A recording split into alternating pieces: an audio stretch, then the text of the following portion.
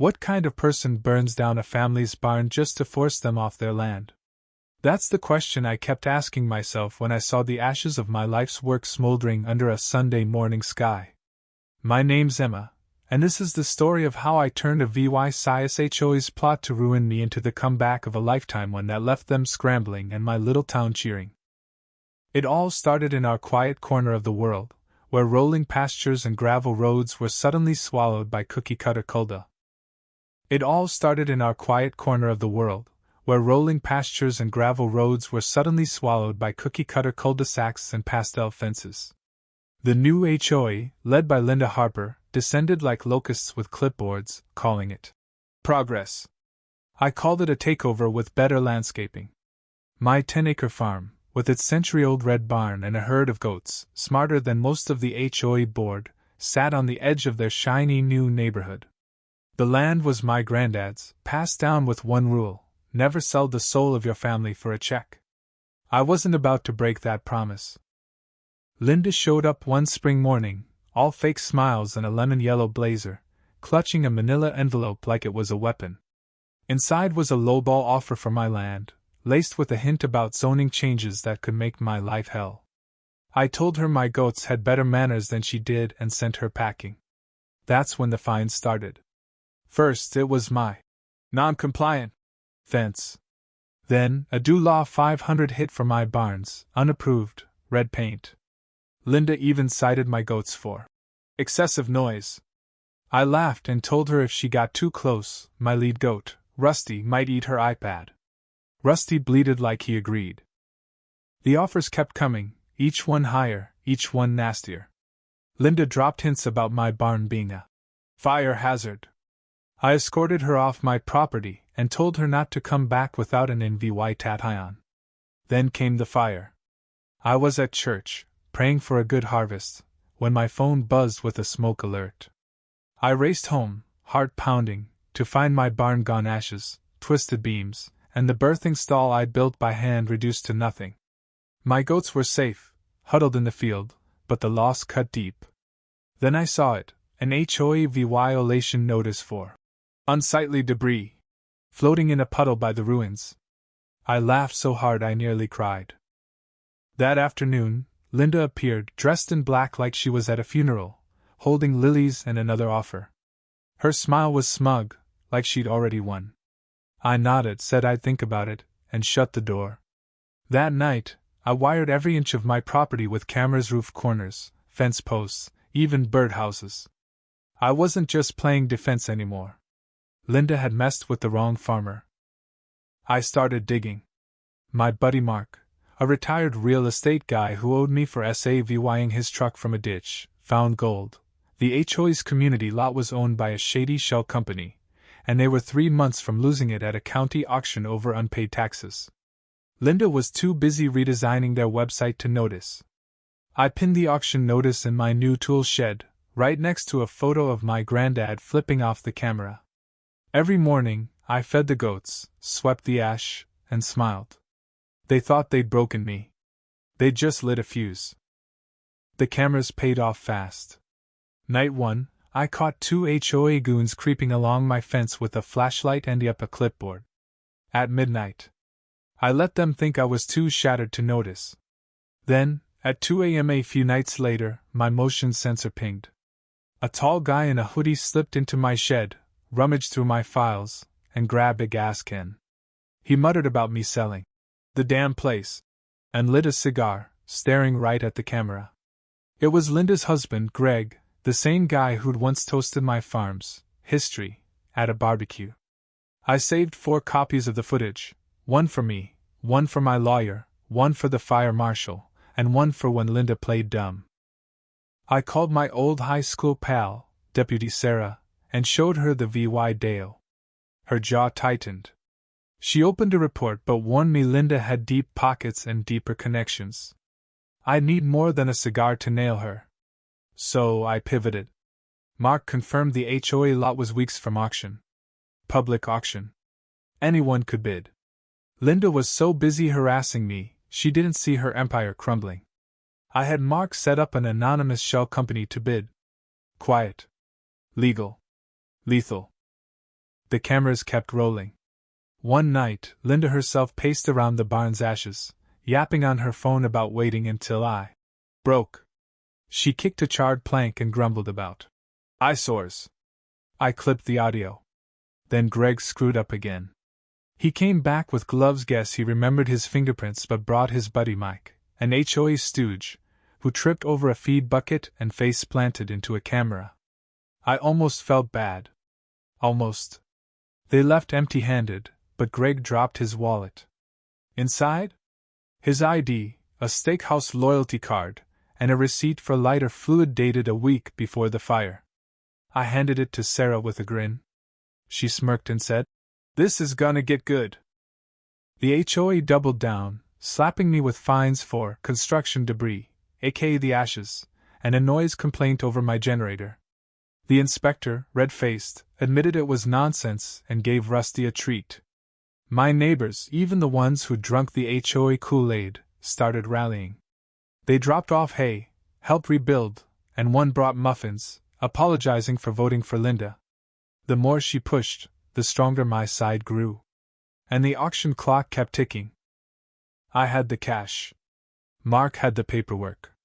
I'd already picked the paint for the HOA PA VY Lion, barn red, just to twist the knife. I played nice, kept quiet, and let Linda think she was winning.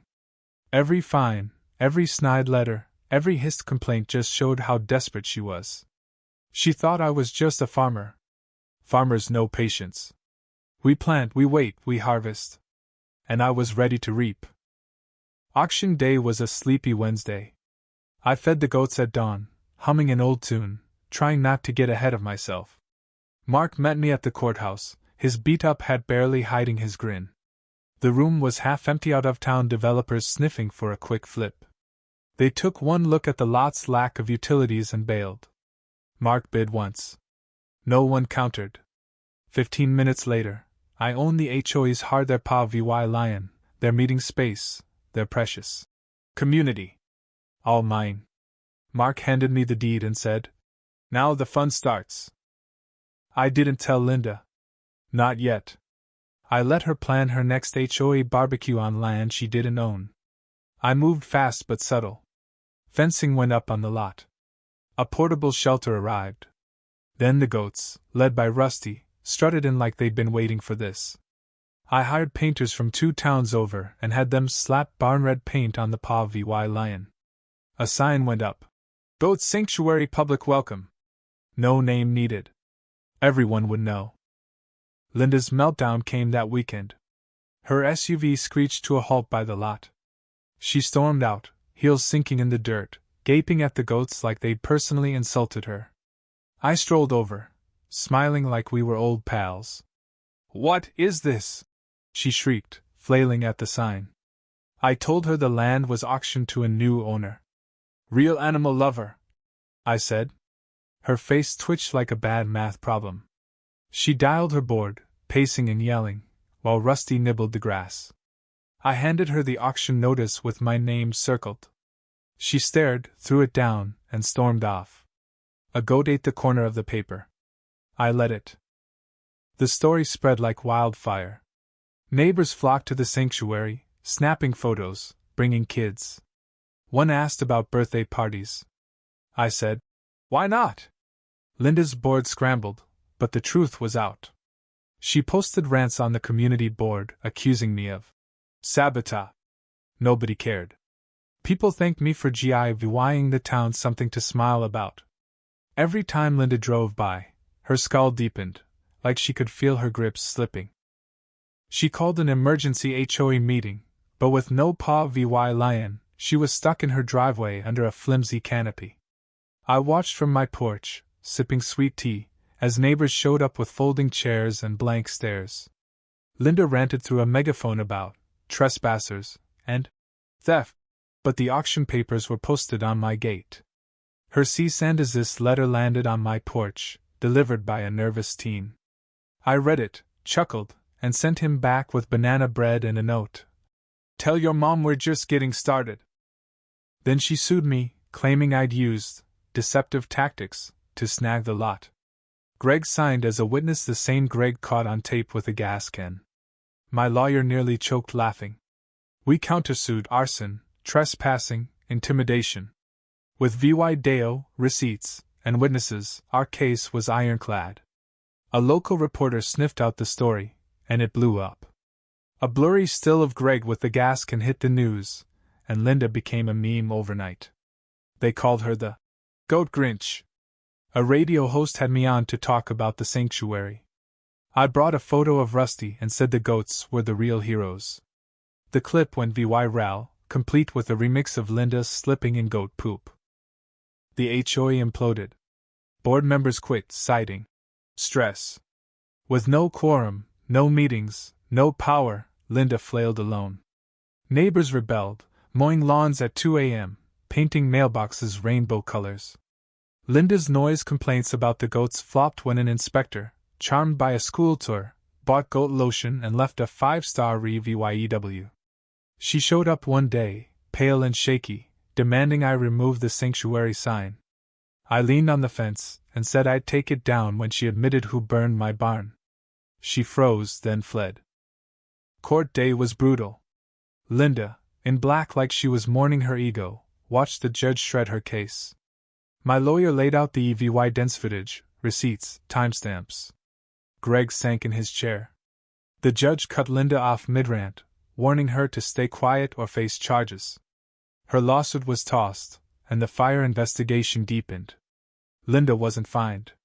She got worse, ostracism. Neighbors avoided her. Kids crossed the street. The woman who demanded respect couldn't get a nod at the store. I didn't gloat. I sat with Rusty at the sanctuary, watching the sunset. The goats grazed, calm in their new home. Linda's empire was dust, and mine was rising. Construction on a new barn started soon after, fireproof, solar-powered, with a learning corner for kids. It wasn't just a barn, it was a statement. The sanctuary became a hub: markets, festivals, goat yoga. Rusty's face ended up on t-shirts and soap jars. Linda's last stabs: traffic complaints, health department calls fizzled. An inspector, greeted by clean paths and happy goats, left with lotion and a smile. One Sunday, during a senior tour, someone spotted Linda lurking by the fence, scribbling notes, like she could still win. I offered to help. She glared and left. That night, a former board member called, offering to sell me his house. He wanted out of Linda's shadow. 2 more neighbors followed.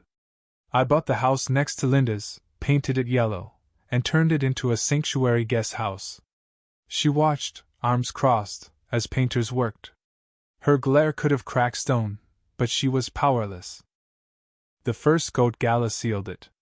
Lanterns glowed, kids painted signs, and a bluegrass band played under the oak.